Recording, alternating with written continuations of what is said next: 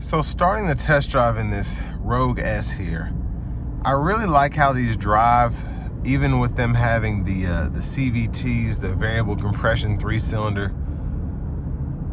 I like how they get up and go. It takes them getting used to, but especially in sport mode, these can be borderline exhilarating to drive, and I actually really enjoy being behind the wheel of them when I am driving them.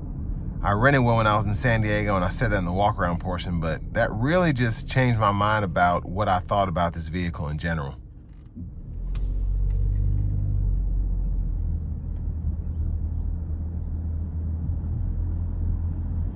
Now the 3-cylinder, even though it's turboed, is very, very quiet, especially at idle. So that's one of the good things about this. And I actually like the sound you get as you get higher in the RPMs. Doesn't really sound as strained or as groany as you would expect with it being a 3-cylinder engine.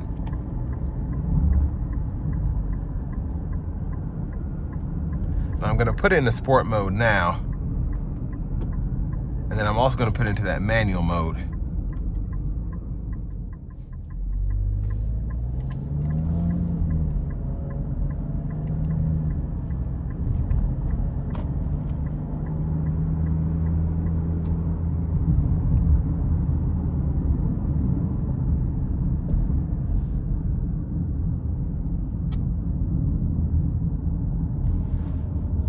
Gonna give myself a little bit of space here.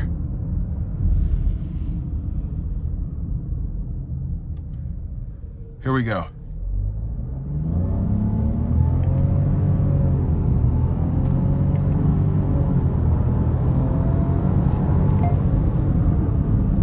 Yeah, it was relatively quick, and again, it didn't really whine or groan like you would expect. It just did its thing. I really like the sound again.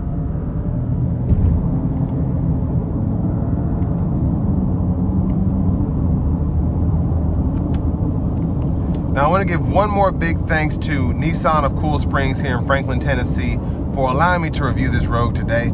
I'll leave a link below in the description. If you're looking to find the best price on one of these closer to home, click that second link down below. It takes just a minute to fill out your information, and I'll make sure the local dealers are fighting to get you the best price on this or whatever new vehicle you might be interested in.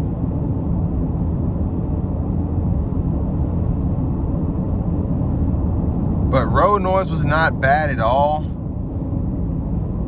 The wind noise not bad. And again, this engine just sounds so refined for it to be a turbo 3-cylinder. You really don't expect that.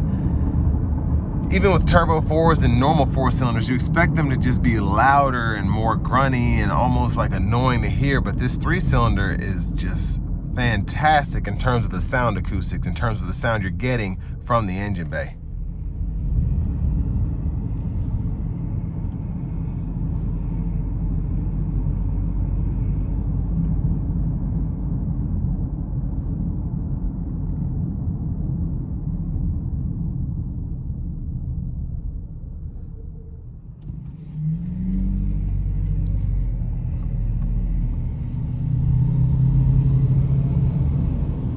Now, in terms of what you get for the money here, I mean, $31,000 is not terrible.